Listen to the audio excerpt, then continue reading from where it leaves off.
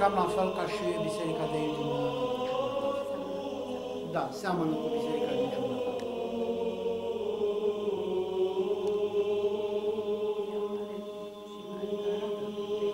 Deci ceea ce este autentic, deci ceea ce este clar, e catapeteasma care e adusă de la Câmpul Lung. Acum biserica, lemnele de pe biserică, în momentul în care am făcut niște lucrări așa, am găsit niște inscripții de la 1887-89, deci nu mai vechi de atunci.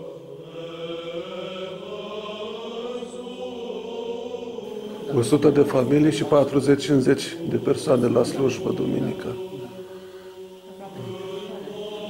Ei, ar încăpea și mai mult.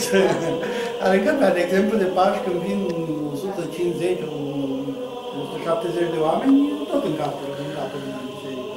Deci de Paști nu vin și fiii satului ca sărbătoare? Da, mai vin și dar...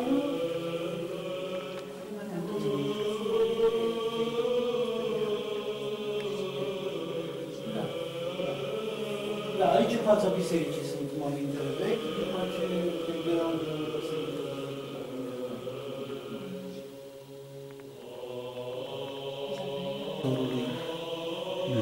și apare Sfântul Nicolae și Sfinții Arhanghel Mihail și Gabriel, pentru că aici a fost filie pentru biserica din Vatra Moldoviței, care are reclamul Sfinții Arhanghel.